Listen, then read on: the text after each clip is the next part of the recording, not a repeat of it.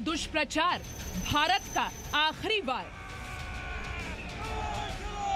Chinese side ने LAC और अंदरूनी क्षेत्रों में बड़ी संख्या में सैनिक टुकड़ियां और गोला बारूद मोबिलाइज किया हुआ है। चीन की कार्रवाई के जवाब में हमारी आर्म्ड फोर्सेज ने भी इन क्षेत्रों में उपयुक्त काउंटर डिप्लॉयमेंट्स किए हैं अध्यक्ष महोदय, ताकि भारत के सिक्योरिटी इंटरेस्ट को पूरी तरह से सुरक्षित रखा जा सके।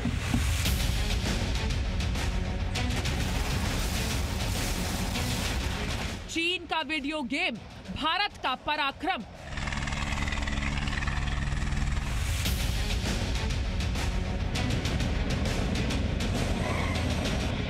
ये सर्दियां चीन पर भारी पड़ने वाली हैं।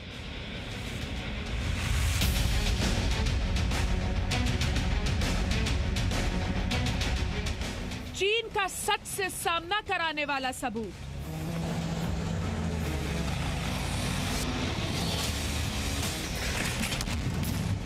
हमारी स्टॉकिंग लेवल्स, चाहे वो राशंस की हो,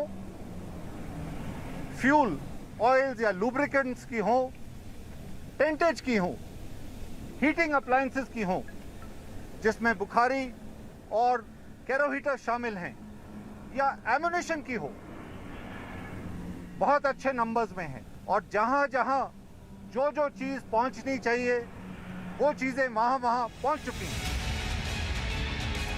art of war versus art of पलटवार। तो चीन बिना लड़े सिर्फ डर दिखाकर युद्ध जीतने की रणनीति पर काम कर रहा था, लेकिन अब चीन पर उसकी ये रणनीति भारी पड़ रही है। चीन भारत की आक्रामकता को देखकर परेशान है। उसे सूझ ही नहीं रहा कि भारत का सामना कैसे किया जाए।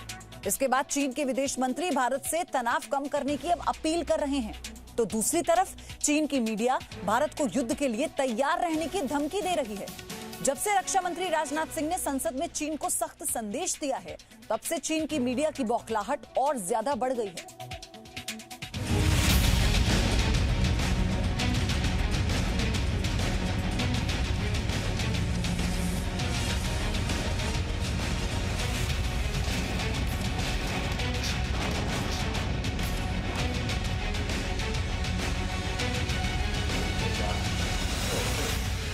जब नीयत खराब होती है तो उसका असर नीति पर भी दिखाई देता है। चीन की नीयत तो पहले से खराब थी, लेकिन भारत के पराक्रम से चीन ऐसा घबराया है कि अब उसकी नीतियां भी उस पर उल्टी पड़ रही हैं। बिना युद्ध लड़े जीतने की नीति पर चलने वाले चीन का आर्ट ऑफ वॉर उसे महंगा पड़ रहा है। यही वजह है जिस चीन ने एलएसी पर पहले हजारों सैनिकों को इकट्ठा किया, भारत पर दबाव बनाने के लिए हैवी आर्टिलरी तैनात की, पहाड़ों पर युद्ध अभ्यास के वीडियो जारी किए। वो चीन इस वक्त पूरी तरह से कंफ्यूज नजर आ रहा है। चीन की सरकार एक तरफ भारत को सीमा से फौज कम करने की दुहाई दे रही है। चीन के विदेश मंत्री ने बाकायदा भारत सरकार से इस बात की अपील की है। वहीं दूसरी तरफ चीन का सरकारी मीडिया भारत को युद्ध की धमकी दे रहा है। हम आपको बताएंगे कैसे चीन का आर्ट ऑफ वॉर उस पर उल्टा पड़ रहा है, लेकिन पहले आपको चीन के विदेश मंत्री का बयान दिखाते हैं, जिसमें वो भारत से तनाव कम करने की अपील कर रहे हैं। ये जरूरी है कि भारत अपनी गलत प्रथाओं को सुधारे, जितनी जल्दी हो सके सेनाओं को कम करे और भारत चीन बॉर्डर पर तनाव कम करने के लिए सही कदम उठाए। चीन की सरकार अगर भारत से इस तरह की मांग कर रही है तो इसके पीछे सबसे बड़ी वजह है सीमा पर भारत की मजबूत तैयारी, जिसका जवाब चीन के पास नहीं है। चीन ने भारत पर दबाव बनाने के लिए एलएसी पर अपनी फौज को खड़ा कर दिया है, लेकिन भारत का जवाब उसे अब भारी पड़ रहा है। अप्रैल माह से ईस्टर्न लद्दाख की सीमा पर चाइना की सेनाओं की संख्या तथा उनके आर्मामेंट्स में काफी वृद्धि देखी गई। हमने चाइना को डिप्लोमेटिक तथा मिलिट्री चैनल्स के माध्यम से यह अवगत करा दिया कि इस प्रकार की गतिविधियां स्टेटस को यूनिलेटरली बदलने का प्रयास है, और यह भी साफ कर दिया गया कि ये प्रयास हमें किसी भी सूरत में मंजूर नहीं है। दोनों पक्षों को रक्षा मंत्री राजनाथ सिंह ने संसद में चीन की पोल खोली और भारत के आक्रामक रुख को साफ कर दिया। तो चीन की सरकार की भाषा बोलने वाला मुखपत्र ग्लोबल टाइम्स भड़क उठा। इसके बाद ग्लोबल टाइम्स ने भारत को युद्ध की धमकी दे डाली। भारत के साथ वार्ता करते समय उसी भाषा का इस्तेमाल करें जो भारत समझता है। बीजिंग को चीन भारत सीमा विवाद को शांतिपूर्वक सुलझाने के लिए प्रयास करते रहना चाहिए, लेकिन अपनी सेना को तैयार रखना होगा। चीन शांति और युद्ध दोनों ही के लिए तैयार है।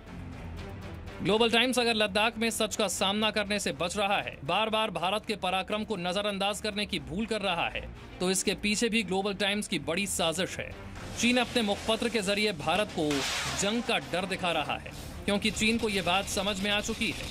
अपनी बड़ी सेना के प्रमोशनल वीडियो दिखाकर वो छोटे मोटे देशों को तो डरा सकता है, लेकिन भारत के आगे उसकी ये चाल नहीं चलने वाली।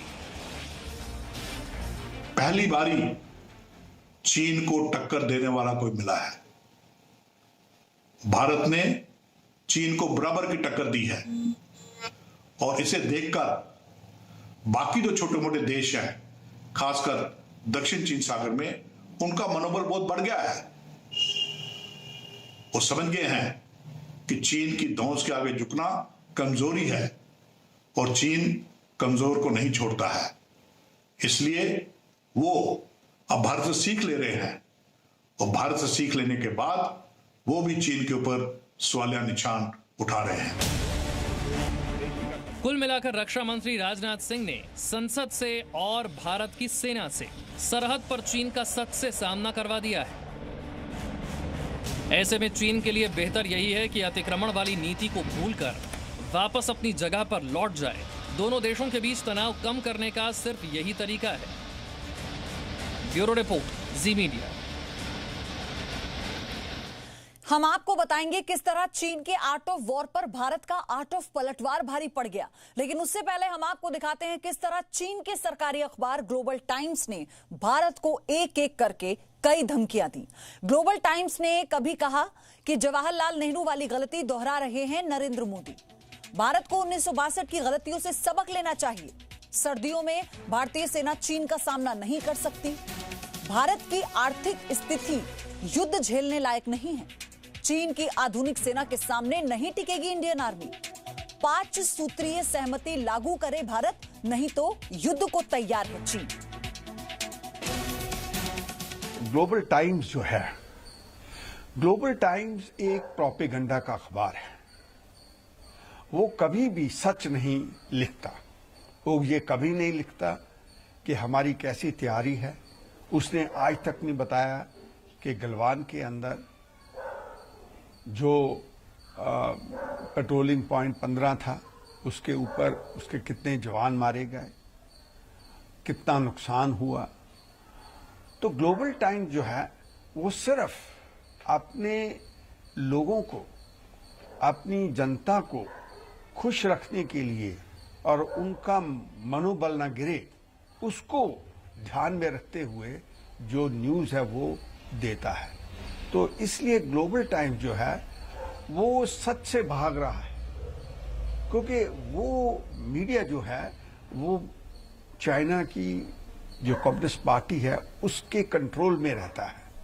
जैसे वो कहते हैं उसी पॉलिसी को वो छापता है। ग्लोबल टाइम्स ने युद्ध के कई वीडियोस जारी करके भारतीय सेना पर दबाव बनाने की कोशिश की, लेकिन अब भारतीय सेना चीन को उसके ही अंदाज में जवाब दे रही है। चीन ने भारत को सर्दियों में युद्ध की धमकी दी थी, तो भारत की सेना ने चीन को सर्दियों में भारतीय सेना की तैयारी भी दिखा दी। देखिए कैसे चीन के वीडियो गेम पर भारत का पराक्रम भारी पड़ गया।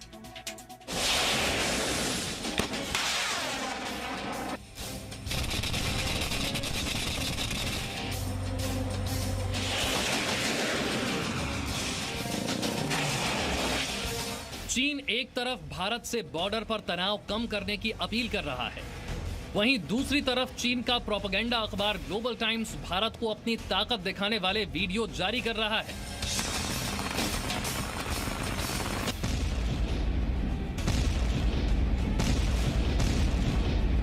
ग्लोबल टाइम्स ने इस वीडियो को जारी करके कहा था कि चीनी सेना भारतीय टैंकों का खात्मा करने का अभ्यास कर रही है।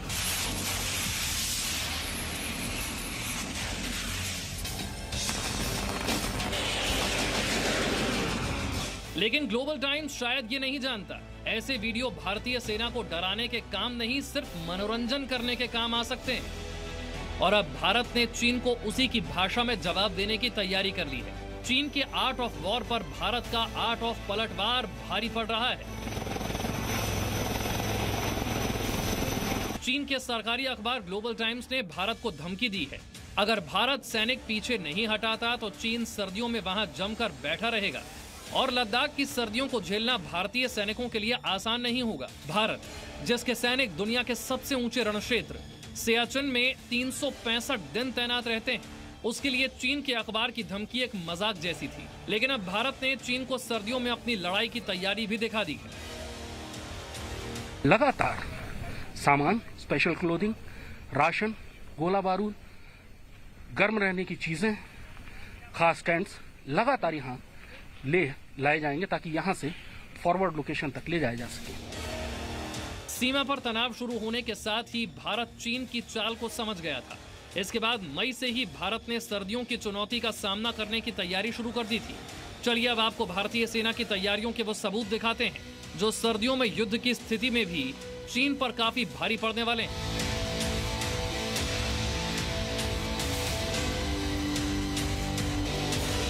चीन को लग रहा था सर्दियों के मौसम में ऊंची चोटियों पर तैनात भारतीय सैनिकों के लिए ठहरना आसान नहीं है, लेकिन ठंडे मोर्चों पर भारतीय सैनिक इन टेंटों में पूरी तरह से सुरक्षित रहेंगे। ये टेंट है, बड़ा टेंट है, इसमें 16 से 20 सैनिक सो सकते हैं। ऊपर से वाटरप्रूफ है, 2 लेयर्स का टेंट है, सोलर पावर से चलने वाली हीटिंग इक्विपमेंट्स हैं और उसके अलावा इसमें बुखारी भी है जो कि मिट्टी के तेल से चलती है।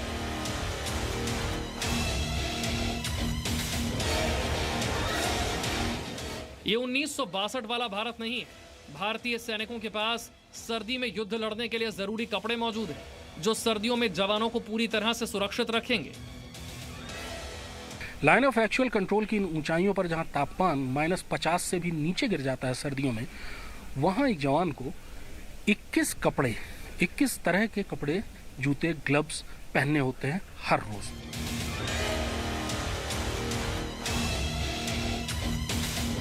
सर्दियों में टैंक और तोप जैसी आर्टिलरी के साथ साथ सैन्य वाहनों के लिए ईंधन की जरूरत भी भारतीय सेना ने पूरी कर ली है और पर्याप्त मात्रा में ईंधन को अग्रिम मोर्चों तक पहुंचा दिया गया है। ये एक ऐसी जरूरत की चीज है कि जिसके बगैर कुछ घंटे भी फौज न चल सकती है न लड़ सकती है। इसलिए इस लाइन को मेंटेन करना और इस सप्लाई को इस मौसम में भी चालू रखना बहुत जरूरी काम है।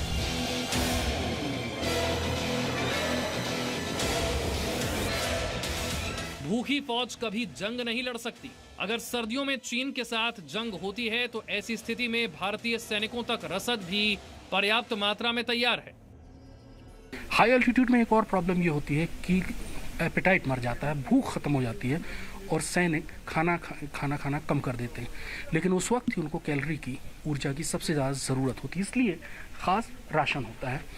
ये तेल, खाने के तेल, मिल्क पाउडर, बादाम, काजू, किशमिश और उसके अलावा हर वो सब्जी जिसका इस्तेमाल भारतीय सैनिक करते हैं वो सुखाई हुई।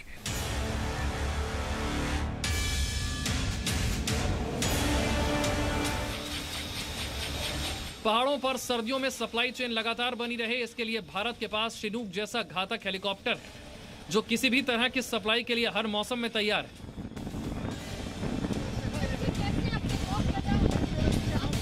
ये चिनूक हेलीकॉप्टर जो भारतीय वायुसेना का एक बड़ा ट्रांसपोर्ट एयरक्राफ्ट है जिसको पिछले साल भारतीय वायुसेना में शामिल किया गया है। इसमें एक बार में 50 तक सैनिक बैठ सकते हैं और 10 टन तक माल इससे आगे ले जाया जा सकता है। ये चीन के आर्ट ऑफ वॉर पर भारत का आर्ट ऑफ पलटवार है जो भारत पर मनोवैज्ञानिक दबाव बनाने की कोशिश करने वाले चीन के सैनिकों पर भारी पड़ेगा। अगर हम देखें तो जो हमारा फौज है, भारत है, वो अभी चाइना के ऊपर भारी, एक बड़ी ही एग्रेसिव और आक्रामक जो पॉलिसी है उसको अपना रखी है। तो चाइना को ये एक बड़ा स्ट्रांग मैसेज जा रहा है कि जो आने वाले समय के अंदर हमारे देश की फौज जो है, भारतीय फौज, उसको बहुत बुरी तरह पीटने वाली है। चीन यूं तो हमेशा बिना लड़े युद्ध को जीतने की कोशिश करता रहा है, लेकिन अगर युद्ध के हालात बनते हैं तो उनका मुकाबला युद्ध क्षेत्र में प्रशिक्षित, बेहतर तरीके से तैयार और मनोवैज्ञानिक रूप से मजबूत भारतीय सैनिकों से होगा। जाहिर है चीनी रणनीतिकारों को भी इसकी चिंता सता रही होगी, तभी तो चीनी सरकारी मीडिया आए दिन अपनी ताकत दिखाने के प्रोपेगेंडा में जुटा है। Krishna Mohan Mishra, Zee Media, Leh Ladakh. Presenting B News app available on Google Play and App Store. Download it now.